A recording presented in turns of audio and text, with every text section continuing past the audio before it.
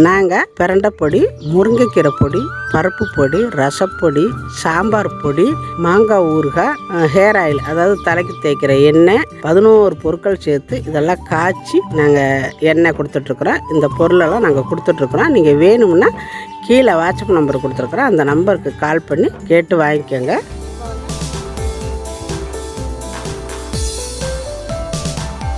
இன்றைக்கி நம்ம வீடியோவில் என்ன பார்க்க போகிறோம்னா, ரொம்ப குயிக்காக ஈஸியாக சன்னாவை வச்சு ஒரு பிரியாணி தான் பண்ண போகிறோம். ரொம்ப ஈஸியாக இருக்கும். ரெண்டாவது இது வந்து நல்லா சத்து நிறைந்த பிரியாணி. காலையில் டிஃபனாக சாப்பாடாக எப்படி வேணாலும் செஞ்சு சாப்பிட்டுக்கலாம். ஸ்கூலுக்கெல்லாம் செஞ்சு கொடுத்தா குழந்தைங்க நல்லா விரும்பி சாப்பிடுவாங்க. அதுக்கு வந்து 1 கப்பு கொண்டக்கடலை எடுத்து நல்லா ஊற வச்சு வேக வச்சு எடுத்து வச்சிருக்கிறேன். பெரிய வெங்காயம் வெட்டி வச்சிருக்கிறேன், கொத்தமல்லி எடுத்து வச்சிருக்கிறேன், 3 தக்காளி கட் பண்ணி வச்சிருக்கிறேன், பச்சை மிளகா 5 பச்சை மிளகா கட் பண்ணி வச்சிருக்கிறேன், 1/2 லெமன் எடுத்து வச்சிருக்கிறேன். இதுக்கு வந்து இன்னைக்கு மெயினாக நம்ம தாளிக்கிறப்பெல்லாம் பட்டை கிராம்பு எல்லாம் போட்டு முழுசாக போட்டு நம்ம தாளிப்போம். இதுக்கு வந்து பிரியாணி மசாலா அரைச்சு நான் இன்னைக்கு வந்து செய்ய போகிறேன். அது எப்போவுமே அரைச்சி வச்சுக்குவேன். பிரியாணி மசாலா நான் எப்போவுமே அரைச்சி வச்சுக்குவேன். இப்போ இல்லை, இன்னொரு நாளைக்கு நான் வந்து நிறைய அரைச்சி வைக்கிறது எப்படி அப்படிங்கிறத உங்ககிட்ட காட்டுறேன். இப்போ இருக்கிறத வச்சு கம்மியாக அரைச்சி நான் உங்களுக்கு இப்போ உடனே பிரியாணி செய்ய போகிறேன். அதுக்கு வந்து ஒரு 1/2 ஸ்பூனு சோம்பு எடுத்துருக்கிறேன், கல்பாசி, நட்சத்திர பூவு, கிராம்பு, 2 பட்டை, 2 ஏலக்காய், 2 வரமிளகாய், ஒரு 1/4 ஸ்பூனு வர கொத்தமல்லி, பிரிஞ்சி இலை, இது எல்லாத்தையும் சேர்த்து நம்ம பொடியை அரைக்க போகிறோம். அரைச்சிக்கலாம்.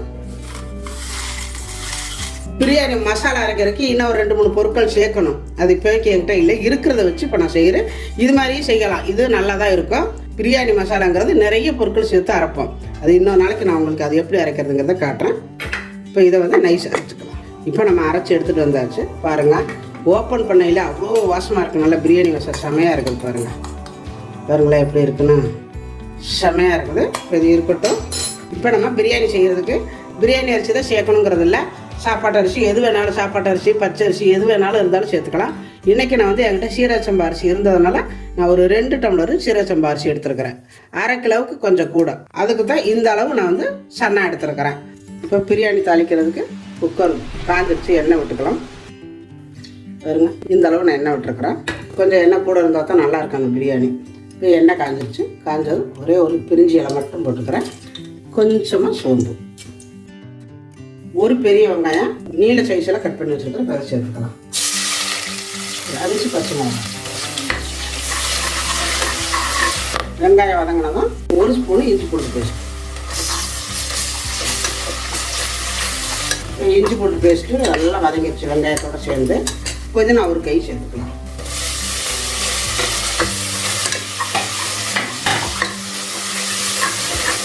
கொஞ்சம் நான் வந்து லைட்டாக இல்லை பச்சை கலர் மாறணும். நல்லா கரம் வச்சு வதக்குறோம். இப்போ தக்காளியை சேர்த்துக்கலாம். ஒரு 3 தக்காளி வெட்டி வச்சுருக்கேன், சேர்த்துக்கலாம்.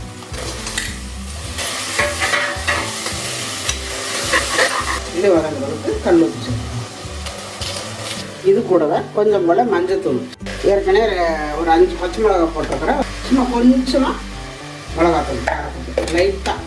உங்களுக்கு இதில் வரமிளகாய் சேர்க்குறோன்னா சேர்த்துக்கலாம், வேண்டாம்னா விட்டுறலாம். இப்போ இது நல்லா வதங்கட்டும். இப்போ பாருங்கள், ஓரளவு வதங்கிடுச்சு. இப்போ நம்ம அரைச்சி வச்சுருக்கிற இந்த பிரியாணி மசாலா இதில் இருந்து ஒரு 2 ஸ்பூன் அளவு நான் அரைச்சி சேர்த்துக்கிறேன். ஏன்னா நம்ம ஃபஸ்ட்டு வந்து தாளிக்கையில் பட்டை கிராம்பெல்லாம் போடலை. இதுதான் நம்மளுக்கு இந்த மசாலா மட்டும்தான். அதனால் ஒரு 2 ஸ்பூன் நான் சேர்த்துருக்கேன். நல்லா வாசமாக இருக்கிற மாதிரி நீங்கள் அரைச்சி போட்டு செஞ்சு பாருங்கள். ஒரு முறை சூப்பராக இருக்கும் பிரியாணி. இப்போ பார்த்தீங்கன்னா மசாலா தக்காளி எல்லாம் சேர்த்து நல்லா வதங்கிடுச்சு. பாருங்கள், ஒரு கை கொத்தமல்லி தலை, வேக வச்சு வச்சுருக்கிறேன் இந்த கொண்டக்கடலையும் சேர்த்துக்கலாம்.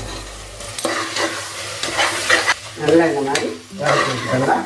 இங்கே பார்த்தீங்கன்னா நம்ம சன்னா வேக வச்ச தண்ணியில் அதோட சேர்த்து ஒரு 3 டம்ளர் தண்ணி ஊற்றிக்கிட்டேன். அதாவது 1 டம்ளர் அரிசிக்கு 2 டம்ளர் தண்ணி.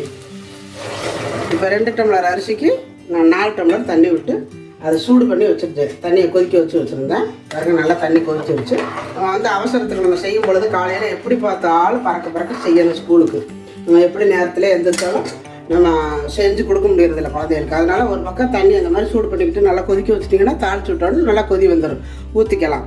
இப்போ இதில் ஒரு 1/2 லெமன் புழிஞ்சு விட்டுக்கலாம். இப்போ நம்ம ஏற்கனவே உப்பு போட்டிருக்கோம். இப்போ கொஞ்சம் போல உப்பு பத்தாதுக்கு சேர்த்துக்கோங்க. குடிச்சு பார்த்துட்டு சேர்த்துக்கோங்க. இப்போ நம்ம இதில் அரிசி போட்டு விட்டுருவோம். அரிசியை தண்ணி இல்லாமல் விட்டுருவோம். அரிசி போட்டாச்சு. பாருங்கள், கிண்டி வச்சுக்கலாம். சும்மா மூடி வைங்க, அப்படியே இருக்கட்டும். இப்போ கிண்டி விட்டுட்டு நம்ம அரைச்சி வச்சுருக்கிற இந்த பிரியாணி மசாலா நம்ம ஏற்கனவே தாளிக்கையில் கொஞ்சம் போட்டுட்டோம். இப்போ லாஸ்ட்டாக நம்ம வந்து மூடி வைக்கும் போதில் கொஞ்சம் போல் இறங்க அந்த மாதிரி கொஞ்சமாக எடுத்து தூவி விட்டுக்கோங்க. ரொம்ப நல்லாயிருக்கும். இன்னும் கொஞ்சம் போல் புதினா தூவி விட்டு கிண்டி விட்டு மூடி வச்சிட வேண்டியதுதான். அதாவது அரிசி தண்ணி கரெக்டாக வந்துடணும். இதுக்கப்புறம் நம்ம வந்து மூடி வச்சு ஒரு விசில் விட்டாலே போதும். இப்போ நம்ம மூடி வச்சு விசில் அடுப்பு குறைச்சி வச்சிடலாம். அடுப்பை வந்து குறைச்சி வச்சுருங்க. வச்சுட்டு ஒரு விசில் வந்தாலே போதும். இறக்கி வச்சுட்டு ஒரு 5 நிமிஷம் கழிச்சு ஓப்பன் பண்ணால் சன்னா பிரியாணி ரெடி. இப்போ பிரியாணி ரெடி ஆகிடுச்சு பாருங்கள். விசிலெல்லாம் போயிடுச்சு. இப்போ ஓப்பன் பண்ணிக்கலாம். பாருங்கள் எவ்வளோ நல்லா வந்திருக்குங்க. நல்லா சாதம்லாம் ஒன்றோட ஒன்றா ஒட்டாமல் இருக்குது. இப்போ தான் நெய் விட்டுக்கணும். ஃபஸ்ட்லேயே நம்ம நெய் விட்டோம்னா அந்த வாசமெல்லாம் போயிடும், நல்லா இருக்காது. இப்போ ஓப்பன் பண்ணிவிட்டு இப்போ நெய் எவ்வளோ வேணுமோ விட்டுக்கோங்க.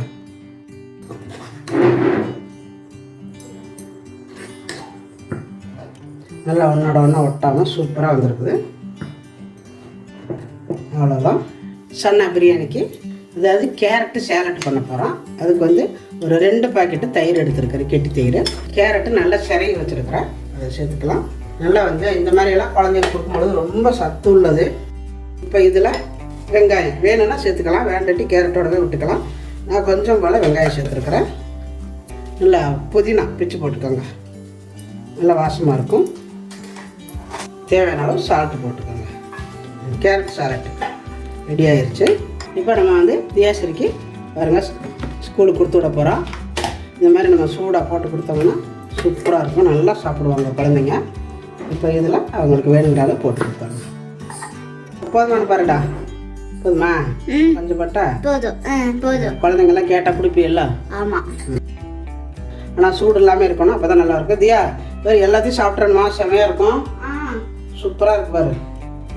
இப்போ பாருங்கள் காலையில் ஸ்கூல் குழந்தைங்களுக்கு கொடுத்து விட்றதுக்கு டிஃபன் பாக்ஸ் ரெடி ஆகிருச்சு. செவ்வாழை பழம் கொடுத்துருக்குறோம் இடையில அப்பப்போ சாப்பிட்டுக்கிறதுக்கு. அதாவது இடையில ஒரு 1/2 பழம், அதுக்கப்புறம் ஒரு 1/2 பழம்.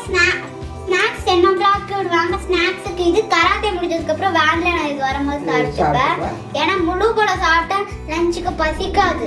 அதனால ஒரு பழத்தை 2 அறுத்து வச்சுருக்குறோம். இங்கே பார்த்தீங்கன்னா வாட்டர் பாட்டில் தண்ணி ஊற்றி வச்சுருக்குறாங்க. இப்போ தியாவோட லஞ்ச் பாக்ஸ் ரெடி ஆயிடுச்சு. இதே மாதிரி குயிக்காக ஈஸியாக நீங்களும் செஞ்சு கொடுங்க. செஞ்சு கொடுத்துட்டு எப்படி வந்துச்சு அப்படிங்கிறத எனக்கு கமெண்ட்டில் சொல்லுங்கள். இந்த வீடியோ பிடிச்சிருந்தா லைக் பண்ணுங்கள், ஷேர் பண்ணுங்கள், செட்நாட் சமையலுக்கு சப்ஸ்கிரைப் பண்ணுங்கள். நன்றி, வாங்க வளமுடன். பெரிய மனுஷிக்கு பாருங்கள் ரெடி ஆகிடுச்சு எல்லாமே. அந்த காலத்துலலாம் நாங்கள் எல்லாம் சின்ன பிள்ளையா இருக்கல, எங்கள் வீட்டில் இருந்த பிள்ளைங்களாம் பசங்களாம் படிக்க போயில வேகமாக எழுந்திரிச்சு நான் வந்து ஒரு 6-7 வயசு தான் இருப்பேன். அப்போ வேகமாக எழுந்திரிச்சு கேப்பை அரைச்சி கூழு கிண்டி அவங்களுக்கு கொடுக்கணும் சாப்பிட்றதுக்கு. கூழை கிண்டி வேகமாக தண்ணிக்குள்ள எடுத்து போட்டு அப்படியே கட்டி, அதுவும் சுடும், அப்படியே எடுத்து போட்டு கரைச்சி குடிச்சிட்டு ஓடிடுவாங்க. அதே ஒரு கட்டியை போட்டு தண்ணியை ஊற்றி உப்பு போட்டு கொடுத்து விட்ருவோம் ஸ்கூலுக்கு தூக்குச்சட்டியில். இப்போ பார்த்தீங்களா எப்படியெல்லாம் பண்ணுறோம்னா அந்த காலத்துலேயும் தான் படித்தாங்க, இந்த காலத்துலேயும் தான் படிக்கிறாங்க. காலம் எப்படியெல்லாம் போயிட்டுருக்கு பாருங்கள்.